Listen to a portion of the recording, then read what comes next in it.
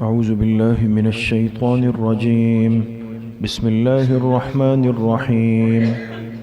والبدن جعلناها لكم من شعائر الله لكم فيها خير فاذكروا اسم الله عليها صواف فإذا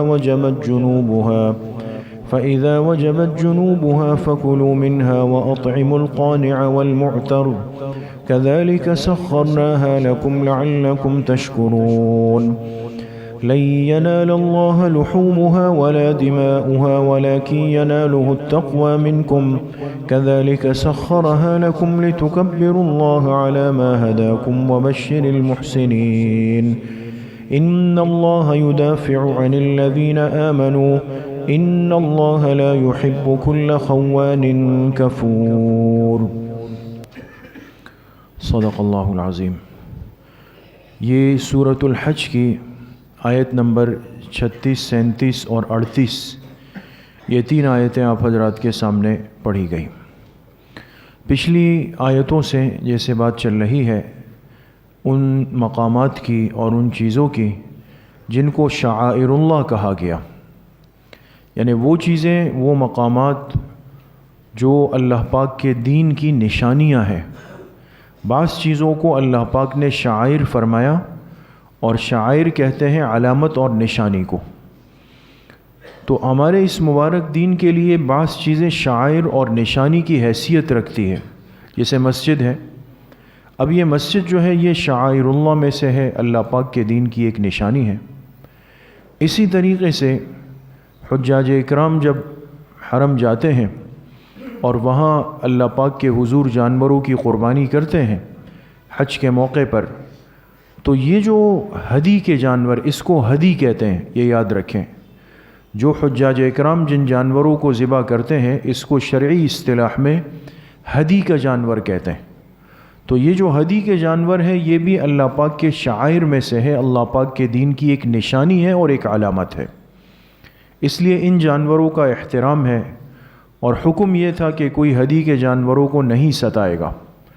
اس لیے زمانے جاہلیت میں بھی جب لوگ اپنی ترتیب اور اپنے مزاج پر حج کے لیے آتے تھے، حالانکہ اس میں بہت سارے غلط طریقے تھے، لیکن اپنے ساتھ ہدی کے جانور لاتے تھے، تو باوجود جاہلیت کے زمانے کے اور لوگوں کی کم فہمی کے، ان کے ہاں یہ طے شدہ اصول تھا کہ ہدی کے جانور کو کوئی پریشان نہیں کرے گا، اس کو نہ بھتکائے گا، نہ مارے گا، نہ بھگائے گا. یہ ایک ذہنی احترام اللہ پاک نے ان کے دلوں میں اس وقت سے ڈال دیا تھا. اور ظاہر سی بات ہے جب جناب نبی کریم صلی اللہ علیہ وسلم کی برکت سے یہ مبارک دین آیا، یہ آخری امت آئی، تو پھر تو صحیح نہج اور صحیح طریقے پر دین کے شعائر کا احترام سکھایا گیا، بتایا گیا اور اس پر عمل بھی کروایا گیا. تو بہرحال یہ جو قربانی کے جانور ہوتے ہیں ان کا تذکرہ اللہ پاک نے فرمایا کہ یہ اس دین کی ایک علامت ہے اور اس دین کی ایک نشانی ہے. اور پھر ان جانوروں کی قربانی کا حکم اللہ نے کیوں دیا، اس میں کیا مقصد ہے، اس کا ذکر بھی اللہ پاک نے آج کی آیات میں فرمایا. ان آیات کا ترجمہ ہے وَالْبُدْنَ جَعَلْنَاهَا لَكُمْ مِنْ شَعَائِرِ اللَّهِ لَكُمْ فِيهَا خَيْرٌ. اور جو بڑے جانور ہیں ہم نے بنا دیا ان کو تمہارے لیے اللہ پاک کے دین کی ایک نشانی.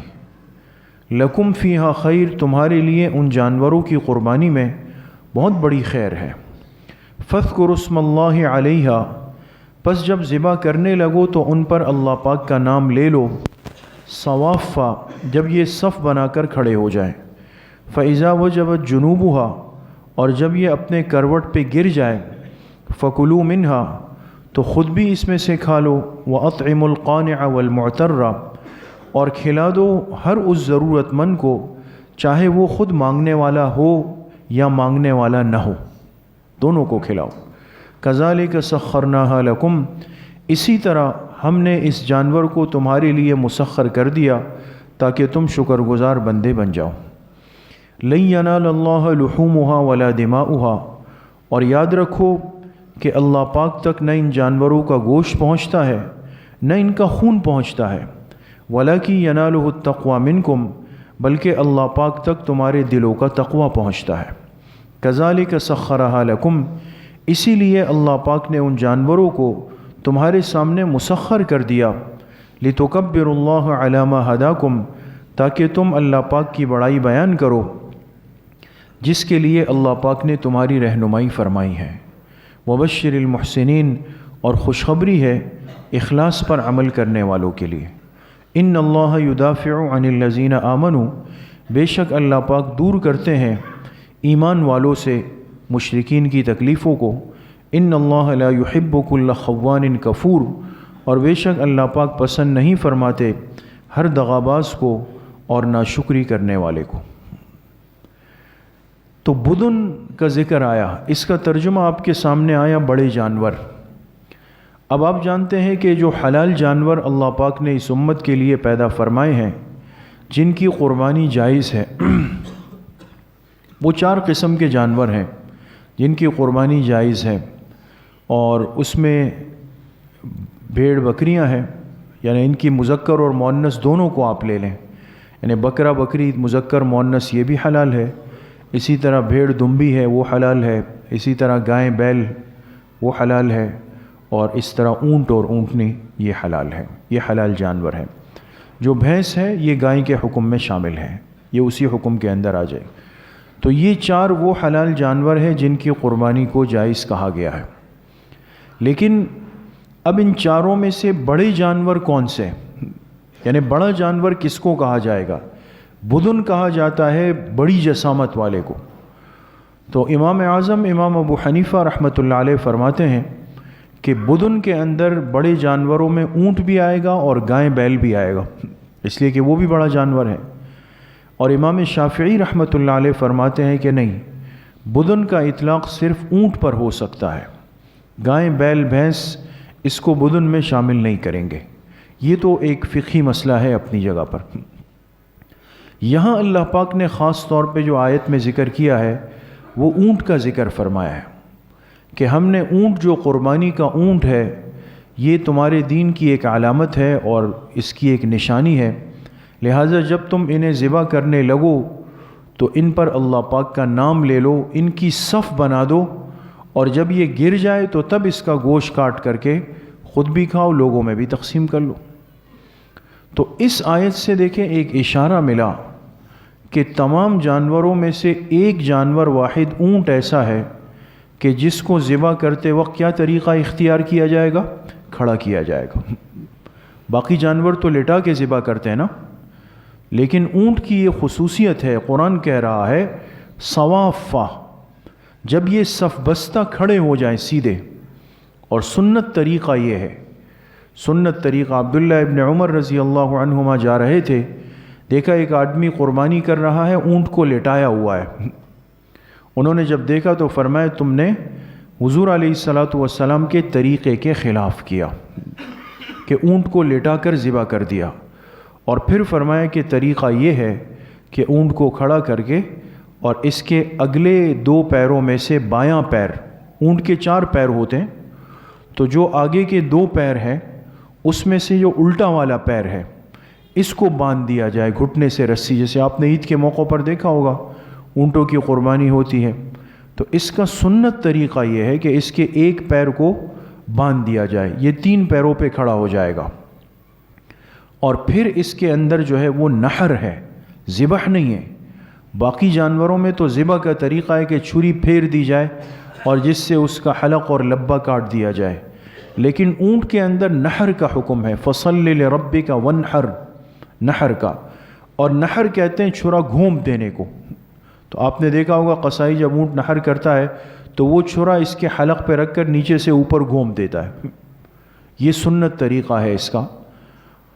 اگر کسی نے اس کے برعکس کر لیا، مثال کے طور پہ اونٹ کو لٹا کے ذبح کر دیا یا وہ قابو میں نہیں آ رہا تھا، تو علماء نے لکھا ہے کہ خلاف اولا تو ضرور ہوگا لیکن اس کی قربانی ادا ہو جائے گی۔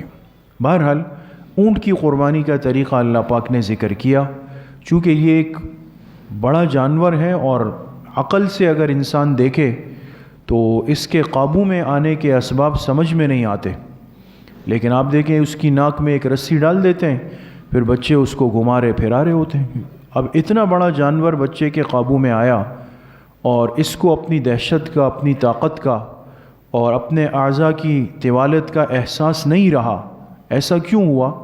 تو اللہ پاک فرما رہے کذالک سخرناہا لکم، شاید تمہاری توجہ نہیں ہے، لیکن یاد رکھو کہ اس اونٹ کو تمہارے سامنے جو مسخر کیا ہے وہ ہم نے کیا ہے، وہ ہم نے اس کو یہ فہم اس وقت اس کے ذہن سے ہٹا دی، لہٰذا وہ تمہارے قابو میں آ گیا۔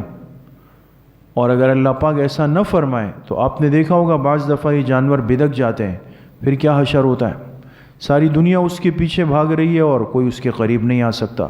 یہ اللہ اپنی قدرت کے مظاہر اور مناظر دکھاتے ہیں کہ یہ مت سمجھنا کہ یہ تمہارا کمال ہے اور ایسا ماہر قصائی ہے کہ 2 منٹوں میں اس کو گرا دے گا۔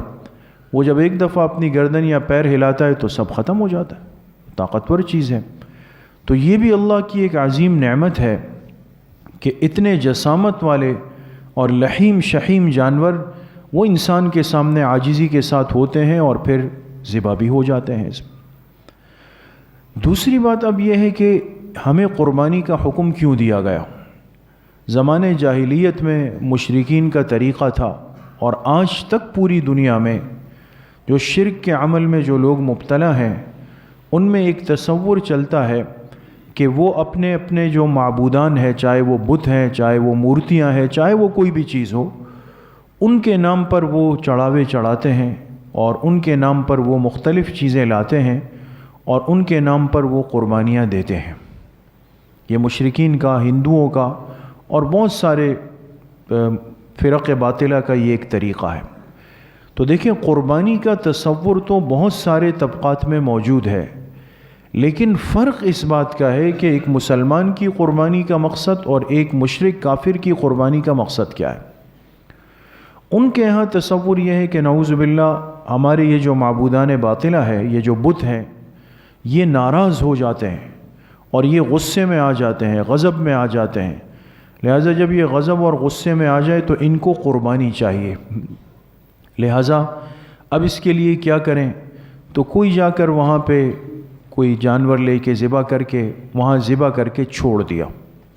دیکھیں، یہ ایک بنیادی فرق یاد رکھیں، شرک کے راستے سے جو قربانی دی جائے گی اس کو یہ انسان ڈر کے مارے ہاتھ بھی نہیں لگائے گا۔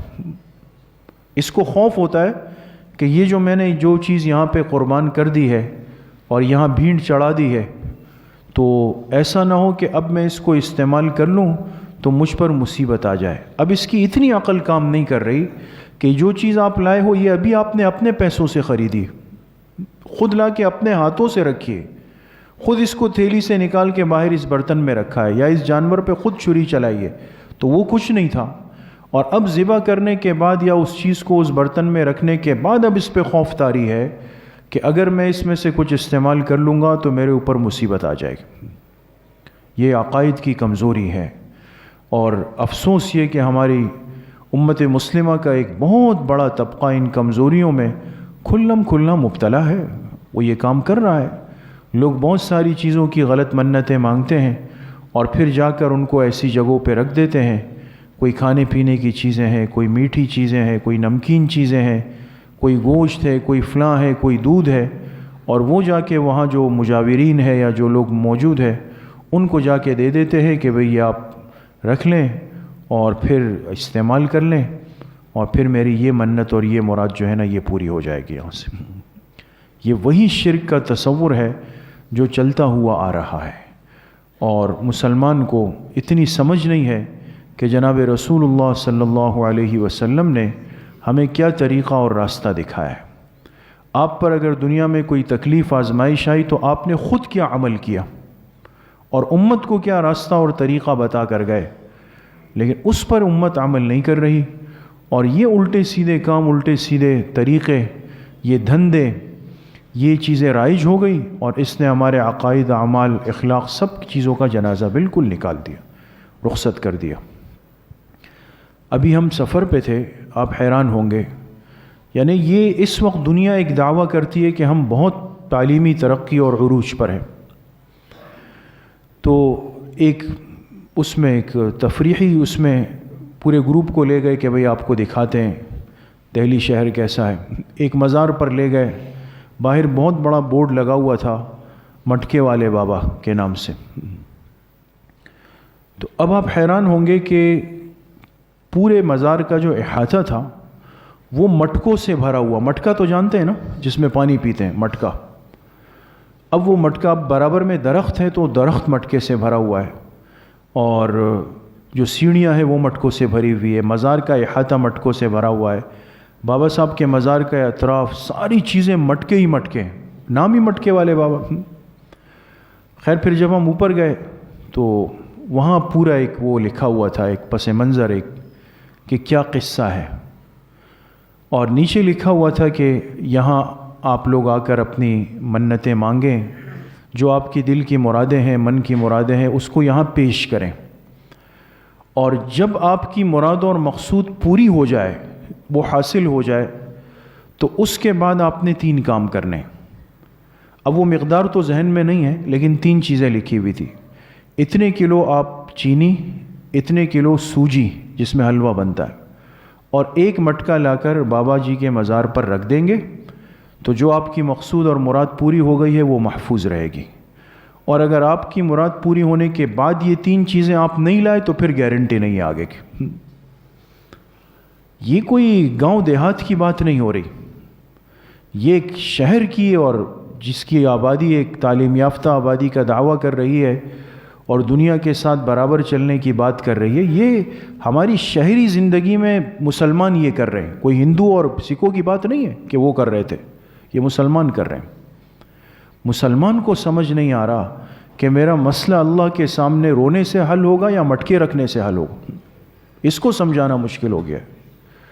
اس لیے میرے عزیز و دوستو بزرگوں، عقائد کی اصلاح اور حفاظت کی آج بہت بڑی ضرورت ہے.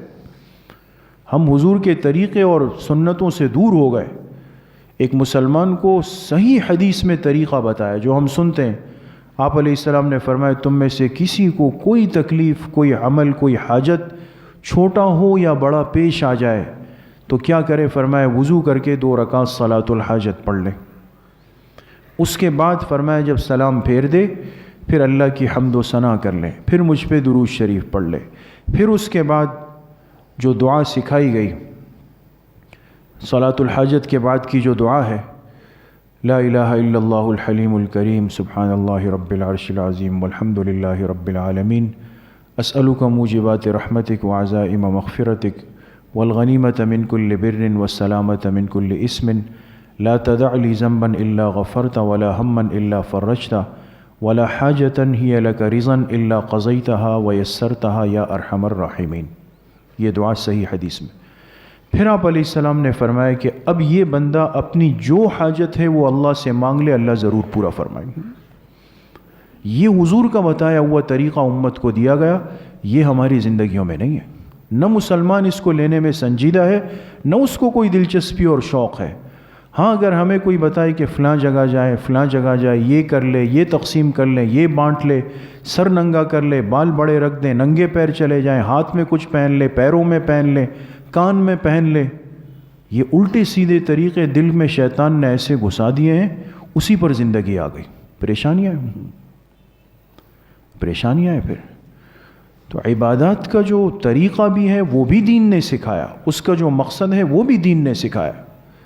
قربانی کا عمل ہم کر رہے ہیں تو کیوں کر رہے ہیں؟ کیا اس گوشت کی، اس خون کی، اس جانور کی اللہ کو ضرورت تھی؟ یا اس وجہ سے اللہ کی بادشاہت اور سلطنت میں اضافہ ہوگا؟ نہیں. فرمائے نہ اس کا گوشت پہنچتا ہے نہ خون پہنچتا ہے، وَلَٰكِن يَنَالُهُ التَّقْوَىٰ مِنْكُمْ. اللہ تو تمہارے دلوں کے تقوی کو دیکھنا چاہتے ہیں کہ یہ جانور قربان کیا کیوں ہے. باقی چھری چلا دو، سب تمہارا ہے، لے جاؤ، گوشت بھی کھاؤ، سب چیزیں تمہاری ہے. ایک چیز اللہ نے نہیں مانگی کہ اس کو میرے نام پہ فلاں جگہ پہ رکھ دو یا جا کے پرندوں کو اور چیلوں کووں کو کھلا دو، یہ بھی نہیں کہا. خود استعمال کر لو اس کو. تو بہرحال جتنے نیک اعمال ہیں، عبادات ہیں، اعمال خیر ہے، اس کو کرتے ہوئے انسان اپنے دل میں یقین اور استحضار رکھے کہ یہ سب کس ذات کے لیے کر رہا ہوں؟ اللہ پاک کے لیے کر رہا ہوں. اس میں کسی اور کی نیت اور ارادے کو شامل کرنا یہ انسان کے عقیدے کو خراب کرتا ہے. اللہ پاک صحیح عمل کی توفیق نصیب فرمائے. الحمدللہ رب العالمین، الصلاۃ والسلام علی سید الانبیاء والمرسلین سیدنا و مولانا.